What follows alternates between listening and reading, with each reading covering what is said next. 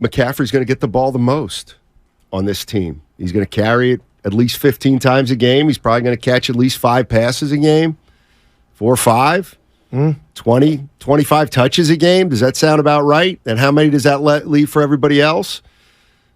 I don't know, an extra 30 or so, 35. Then you spread it out. I think it's going to be somebody different every game. I think McCaffrey's going to be the mainstay, but I think one game it's going to be Debo, one game it's going to be Ayuk, one game it might be Kittle, and so on and so forth. But Kelsey's 34. That's what I was thinking of. Gotcha. Yeah. Here's the one thing I want to get into first. I want to just talk about the Niners as they head into this season. Talk about some strengths and weaknesses of this team. And we all know that this team's going to try to win a Super Bowl. And there's a lot of fans that want that and are hoping for that. So with the goal being the Super Bowl, give me like three strengths of this team that you think will be the reason that they're so good. And then I'm not going to say weaknesses, but let's just say concerns. What are like 3 areas of concern, if that's all right, if you can come up with 3, quite frankly. I got one off the rip. It's the offensive line. Okay. Because and it's not on purpose, but I think naturally we get blinded by the shiny objects, and the Niners have a lot of that when you talk about the skill positions. But Steiny, offensively, if somehow McKivitz is slow to replace McGlinchey, and there's breakdowns in protection, and teams like the Steelers are able to blitz, I don't have to tell you, I'm not Baldinger, but that throws everything off. And I think a lot of us in the Bay Area are assuming, and I guess you could say we're being positive, that McKivitz, there won't be any growing pains. But Steiny, if they are, and we're talking about Brock Purdy and his puberty, because he's halfway through it, but can he keep up the stellar play that we saw him shock the world with? That will stunt that if that offensive line is kind of porous to start. And what about him health-wise? What if we're to see Brock Purdy, because Jeff Garcia, even Jimmy Garoppolo, they were tough SOBs, Steiny.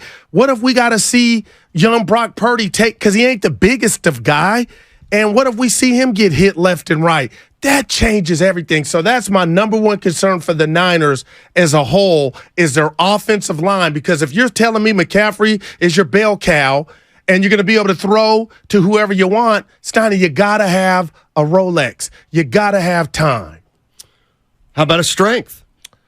It's the weaponry on the offensive end. It's just, Steiny, they watched the Chiefs last night, and I know they're without the 34-year-old Kelsey, but they got a stud everywhere, and so do the Niners. I'm talking Kittle, Ayuk, Debo. You got a plethora of running backs. If I can just skip past McCaffrey, I'm a big Mason guy. We'll see if he can spell McCaffrey. You still got Elijah Mitchell. And you know what? I'm fired up about Sunday. I'm going to throw in Brock Purdy and what we've seen thus far from him. So they are loaded. 888-957-9570 is the number. Just some things to discuss today. Is this the best 49er team under Kyle Shanahan? Can you say it's the best team under Kyle Shanahan if it's got a little inexperience at quarterback? That's big. But is this the best team? The other thing I was wondering is, you look at this team under Shanahan. This is his 7th year, so that means he's been here 6 years. The first 2 years you throw away. Let's just throw it away. Okay. Not that you have to, but I'm throwing it away for the sake of this argument. 3 out of the last 4 years, NFC Championship game, 1 Super Bowl. Does this year feel different, though? I mean, they've been knocking on the door for 3 or 4 years, but to me, this year feels a little different. This year feels like it has more urgency on it than any of the years past. And I'm not sure if that's because the weapons and the core, have been together for a little bit, and we kind of know they can't stay together forever.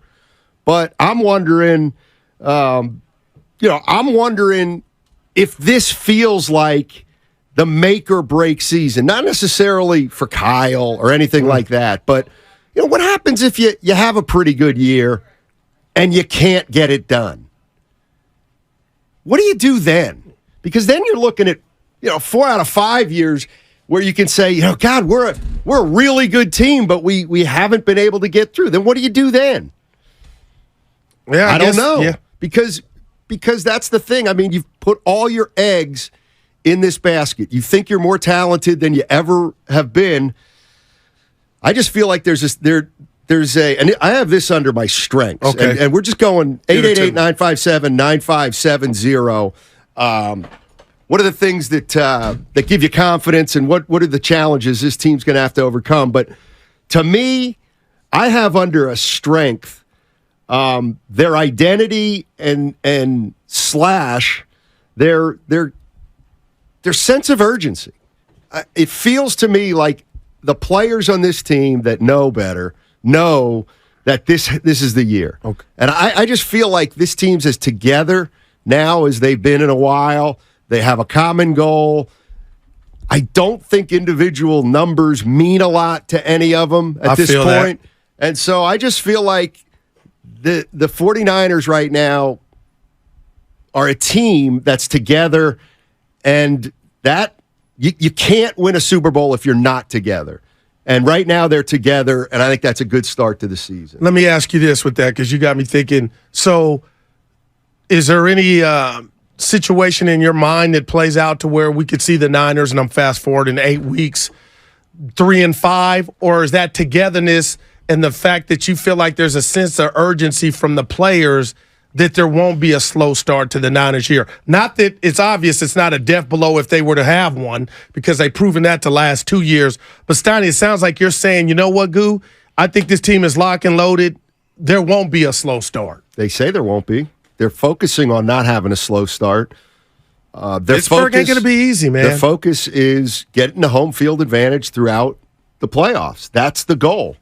Win the division, have the best record in the NFC. Mm-hmm. And I feel like they're all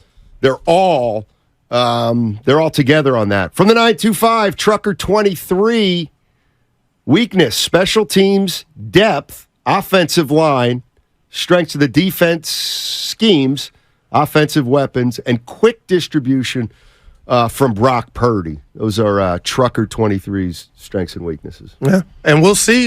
We talked about it with Cam yesterday. Wilkes, what type of defense will he, personality will they have, Steiny? Because the sign of a good defense is they don't have to blitz, because they can bring pressure without blitzing. And then you got more on the back end. But by all accounts, he likes to blitz. So we'll see if we see that play out Sunday, and just if we can actually tell, hey, this is just from a stylistic standpoint, is it different than what we saw under DeMeco Ryans? But you got Bosa, now you got Hargrave, you got Armstead. So they're top heavy, but the question is, can the other guys after that who spell those dudes get it done? So I can't wait for Sunday, Steiny. I already got my breakfast menu. I'm ready. Coming up at 1 o'clock today, we've got Jennifer Lee Chan, NBC Sports Bay Area. She covers the Niners. She also just did a podcast with Brock Purdy. We're going to ask her about that. Very interesting. Obviously, Purdy, Purdy good? Well, we'll see. But the thing, it just always comes back to Purdy. But he's the quarterback. It's the NFL. But he's got inexperience. Yeah, no doubt about it. I mean, to me, the biggest concern for the 49ers, if I were a 49er fans, is the inexperience at quarterback. That's what they've got to overcome. If Brock Purdy can play like a veteran, and he did last year for the most part. Yes, he did. I think this team's going to be fine. Mm-hmm. But I still think that first things first, and that is Purdy's got to be solid. He's got to be solid. And he's been solid for half a year, but he's got to be solid for a full season. And the reason that's my biggest concern isn't because I doubt he can do it. I don't. We'll see. I don't know if he can or if he can't. Because he's done it. But he's only done it for 8 games. So can he do it for a whole season? I still think of all the issues or obstacles or challenges the 49ers are going to face and have to overcome, it's still about Brock Purdy and how good he's going to be. That to me is the number one issue with this team. And what if I told you, and I'm being real, and I'm not trying to jinx the season, I'm not. If you're a Niner fan and you've been watching this team for the last under Kyle Shanahan, you know this. Guys get hurt. Guys get hurt at the running back position. Guys get hurt at the quarterback position. Steiny, what if we were to see something happen? Because it does. It's a physical sport. Then it happens. And Sam Darnold's under center. You know, we haven't talked about that. Like, I think the proof is in the pudding that this team will not sink if they have to make a change at quarterback and Sam Darnold were to have to be or try to duplicate what Brock Purdy did last year. So, you know, I'm going Geico. I think the Niners got good insurance. Some could say, what are you talking about? Have you seen Sam Darnold's career? It wasn't in this situation, but I think they're okay if it got to that point. What does okay mean? To where they could still win games like they did. Wait, what about a if the Super Bowl? starter's not there? What about a Super Bowl? I would have to wait and see I'd say how no. it looked. I don't believe. And I think the line would be around the corner with you saying I can't no. picture Sam Darnold taking this team to the Super Bowl. Well, they can't win it with a starter, so how are we going to say they're going to do it with a backup? My thing is give yourself a chance like they did going into Philly, and Brock Purdy deserved a lot of credit for that. From the 5-7-4. This is the first year under Kyle Shanahan that I feel like the start of the season is drama-free now that they got rid of Trey Lance and Nick Bosa is signed. Yeah, I kind of feel like that too. I mean, there was some drama. He got traded. Right, but it's now over it's been now. okay. Got it. That's what he's saying. We're starting the season without drama. And Trent Williams, I'll tell you what, you liking him now. I have no reason to dislike him. Well, you take little shots at him, like not you insinuate there's my. I just don't like when people throw out he's the greatest lineman of all time. Right. Okay. That part. All right. Well, he's a bad he's the greatest. dude. The greatest lineman that's ever played the game.